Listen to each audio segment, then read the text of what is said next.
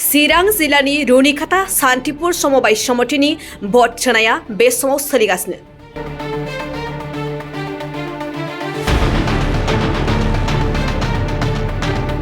गासै मोन 15 मासिफोरनि थाखाय दिनै भट सोनाया सानजौफुनिफ्राय जागायजेनो। रुनिखाता सान्तिपुर समबाय समितिनि मोन 15 मासिफोरनि थाखाय बिसायख'थि भट सोनाया सोलिबाय थानाय समावनो इउपिपिएल आरो बिपिएफनि बिजाथिफोरा देरहागोनखौ दाबि खालामना लादों। बबेखानि गाव गावनि दोलोनि देरहागोनखौ 80% होननानै दाबिदार खालामदों इउपिपिएल आरो बिपिएफआ। नाथाय रुनिखाता सान्तिपुर समबाय समितिया बबे दोलोनि आवथायाव थागोन बेखौ समाजो फोरमायगोन। गिबियावनो बड'लेण्ड बुब्लिनि थ्रुयै रायजो राजाखौ खुलुमग्रोबाय। दा दिनैनि जे जोंना भट होनो थांगासिनो दं बे बुंनो थाङोबा 18-19 बोसोरनि उनाव दिनैसो फार्स्ट बिनि थाखायनो पाब्लिकआ आगोलनि बायदि नंला, दा गासिबो कनसियास जोबसै। दा बे हिसाबैनो गाव गावनि पार्टिखौ देरहाजानो लुबैनानै दा बेयावबो बयबो प्रेजेन्ट जानायखौ नुनो मोन्दों आरोखि। जों नुनो मोन्दों बेयाव नेराबाव 80%ना भटआ कास्ट जागोन आरोखि। दा बे देरहानायनि खेथ्रआव आंखौ सोंदों, देरहानायनि खेथ्रआव केन्डिडेट हिसाबैथ' प्रत्येकआनो गाव गावनि मिजिंखौथ' नेगेटिभ एन्सार होनाय नङा। थिग बेबायदिनो आंखौ जेला सोंदों आंबो 100% जोंनि पार्टिया जे देरहागोन आं बेखौ मिजिंथियो आरोखि। आगोलनि सामलायगिरिफ्रा बे समबायखौ माबायदि दैदेनबोदोंमोन? आगोलनि सामलायगिरि होननानै बुङोबा आंनो चेयारमेनखा। आगोलनि सामलायगिरियाबो आंनो चेयारमेनखा। दा 5 बोसोर सामलायनानै बा बे रुनिखाता सान्तिपुर समितिखौ 5 बोसोर खुंनानै जा जोंनि बिअडिआ जोंनि आंनि चेयारमेनशिपनि आन्दाराव जों ओरैबायदि इउनिटि मोन्दों, एकता मोन्दों बा खौसेथि मोन्दों। बिनि थ्रुयै जोङो जेसेबां डेभेलप खालामनांगौ डेभेलप खालामनो हादों आरोखि। मानो होनबा डेभेलप होननानै बुङोबा जोङो ससाइटिखौ बेखौल' सिगां जों मिथियोमोन जे माइरं लाबोनाय, संख्रि लाबोनाय, दालि लाबोनाय, राननाय होनाय बेखौल' जों सानोमोन। खिन्थु जोङो जेब्लानाखि जोंनि पिरियडनि फैबाय जोङो एसे माबाखौ पेटार्नखौ चेन्ज खालामदों आरोखि। चेन्ज खालामनानै जोंनि पिरियडआवनो जों ओरैबायदि खालामदों, जोंनि जिहेथु जमा डिप'जिट मबिलाइजेसनाव थाखा दङ, बे थाखाखौ लानानै जोङो बेसरबो बायदों, ओमफ्राय अनेकथा माइ बायदों। बेबायदिनो बायनानै जोङो से मोननै बोसोराव जोङो 6-7 लाख थाखा इनकाम खालामनो हादों आरो सर्ट पिरियडनि थाखाय। दा थिग बेबायदिनो जाहा देग्लायबो 55 लाखसोनि बेसर दं। बेसरा ओरैबायदि केपिटेल जानानै दं जोंहा दानि मार्केटआव जों जि रेटै बायदोंमोन बे रेटै जोङो माबाखौ प्राइसखौ मोनाखै, बेनिखायनो जोंनि माबायाव स्टकआवनो दं आरोखि। आरो फारसेथिं जोङो ओरैबायदि खालामदों, जोङो खालि क'पारेटिभ ससाइटिनि डेभेलपखौल' नायाखै, जोंनि एरियानि जेसेबां कृषि कर्मिफोर दं, कृषकफोर दं, बिसोर जाहाथे एसे एनै हेल्प मोनोब्ला, थाखा फैसा मोनोबा एसे बांसिन डेभेलप खालामनो हागोन बेखौ मिजिंथिनानै जोङो ओरैबायदि खौसेयै नेहाथारिनि दैदेननायाव आसाम क'अपारेटिभ एपेक्स बेंकखौ खावलायनानै जोङो बिदिनो अनेक लाख नट अनलि लाख क्र'र थाखा जों लाबोदों आरोखि। थांनाय बोसोरावबो जों 7 crore 88 lakhs जों लाबोदोंमोन। जों बेखौ 90% रिकभारि खालामनानै जों आरो 9 कौटि 33 लाख 100 थाखा जों लाबोनानै पाब्लिकनो जोङो डिस्ट्रिबिउट खालामदों आरोखि। माबायदि नोंथांमोना देरहायोब्ला बा बे समबाय समितिखौ सालायनो मोनोब्ला आगान्थु दिनाव रायजो राजानि थाखाय बा कृषकफोरनि थाखाय माबायदि खामानि मावो? बेनो जिहेथु जोंनाव एक्सपिरियेन्सआ फैबाय आरोखि। माबायदि मावोबा, सोरखौ कनभिन्स खालामबा, सोरखौ कन्टेक्ट खालामबा ससाइटि डेभेलप जागोन बा पाब्लिकआ हेल्प मोनो जों बेखौ मिथिगौ। मानो होनबा जोङो ओरैबायदि जों खौसेथियै जायो, नट अनलि क'अपारेटिभ एपेक्स बेंकनि, जों नाबार्डनिफ्रायबो नै जोङो दा नोंथांमोना नुनो हागौ माबा दं नाबार्डनिफ्राय रुरेल हाट मोननाय, नाबार्डआ जोंनो 10 लाख हरदों आरो जोङो 2 लाख होनानै 12 लाखनि जों बिल्डिं बानायदों आरोखि।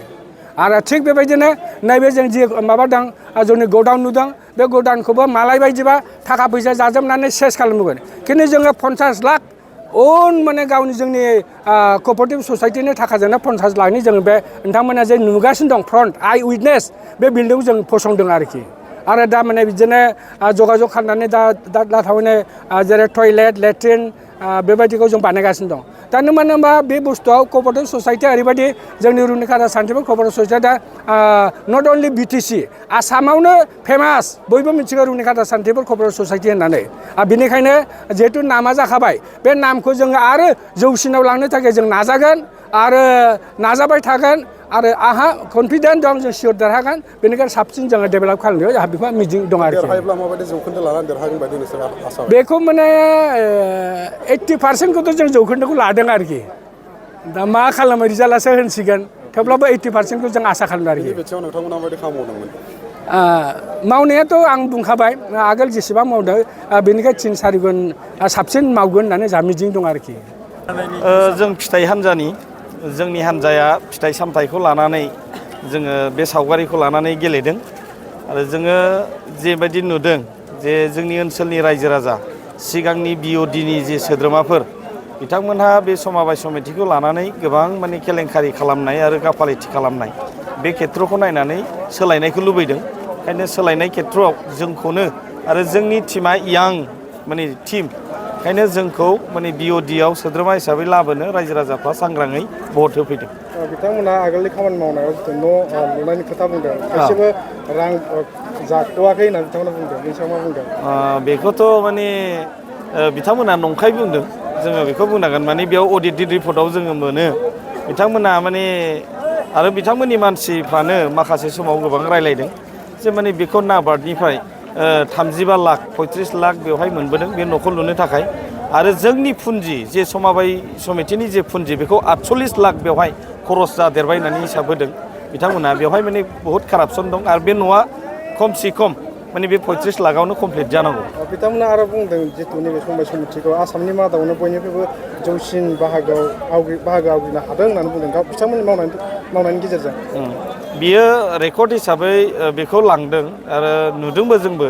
नाथायबा सिङावबो माखासे गेसाव दं बे बाथ्राखौ बुंनांगौबा माने मा होनो जोङो जोंनि बे नामाव गाखोखानायखौ एसे बरनामबो खालामनानै लानाय जायो आं बुंनोबो बायो थेवबाबो खिन्थु रायजोआ मिथिनांगौनि खारनाव एसे बुंनांनोबो हागौ मानोना जेखिनि जोंनो एपेक्स बेंकआ बे समाबाय समितिनो लन हरो आरो बे समाबाय समितिया बे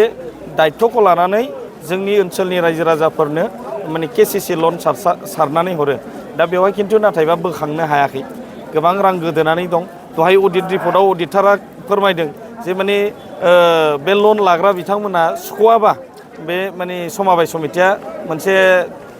थैनायनि लामायाव दं होननानै रोखायै अडिटरा फोरमायदों बिथांमोना गमामायै देरहानानै बेखौ सामलायनो मोनोब्ला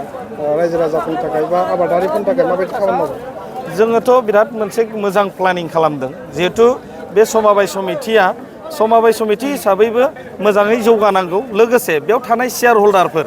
बे शेयार हल्डारफ्राबो बिनि गेजेरजों हेफाजाब मोननानै गावबागाव आर्थिक अबस्थायाव मोजाङै जानांगौ स्ट्रं जानांगौ थांनानै थानायनि लामाखौ आरजिनानै लानो हानांगौ बेबायदि हेफाजाब होनो होननानै जोङो सिन्था खालामदों रायजो राजानि थाखाय मा सुबिदाफोर दं रायजो राजानि थाखायथ' नोङो बिनिफ्राय जोंहा गिबियावनो जोङो PDSनि बाथ्रा जोङो रेसन मोनजानायनि बाथ्रा बे फैबाय आरो जोंहा गोबां माने लन बेवहाय रोखोमथामसो लन दङ बे लना माने रायजो राजाखौ माने डेभेलप खालामनायनि थाखाय माने बाङाय सुद एकदम खम सुदावनो बे समाबाय समितिनिफ्राय बे रांखौ लन हरनो माने हायो आरो जोंनि आइ आफा रायजो राजाफ्रा लानो हायो दा बे खम सुदखौ मोनोब्ला जोंनि आइ आफा रायजो राजाया गावनि जे मावनो लानाय थांखिफोर बेखौ जाफुंसार होनो हायो बेसेबांसो पार्सेन्टआव देरहागोन बायदि आसा खालामदों जोङो माने 80%आ सियर जोंनिया जों मानोना सिगाङावनो भटखौ साननानै लाखादों जोंनि मानसिया सोरजों सिनायजोबखायो जोंखौ सोर सापर्ट खालामगोन जों मिथिजोबखायो जों 80% देरहानाया सियर पायनिर एकाडेमि बर्मायाव HS फार्स्ट इयारनि मुं थिसननाया सोलिगासिनो दं पायनिर एकाडेमि बर्मायाव HS फार्स्ट इयारनि साइन्स आरो आर्ट्स मोन्नैबो आयदानि मुं थिसननाया सोलिगासिनो दं गुनगोनां सोलोंथाइखौ लानो थाखाय पायनिर एकाडेमि बर्मायाव HS फार्स्ट इयाराव मुं थिसननो गोसो गुदुं जानाय फरायसाफोरा साइन्स आरो आर्ट्स मोन्नै आयदानि गेजेराव सायख'नानै मुं थिसनफैनो हासिगोन पायनिर एकाडेमि बर्मायाव आलादायै नीट आरो JEE नि कचिंबो होफानाय जायो पायनिर एकाडेमि बर्मायाव थानानै फरायनो हानाय राहानि थाखाय हौवासा आरो हिन्जावसानि हस्टेलनि खाबुबो दं बेनिखायनो गोसो गुदुं फरायसा आरो बिगोमा नोंथांमोनहा 9707537065 8638054125 6000410073 7576020620 नङाब्ला www.pioneeracademyborma.organization आरो pioneeracademyborma@gmail.com नि गेजेरजों फोनांजाब खालामनो हागोन।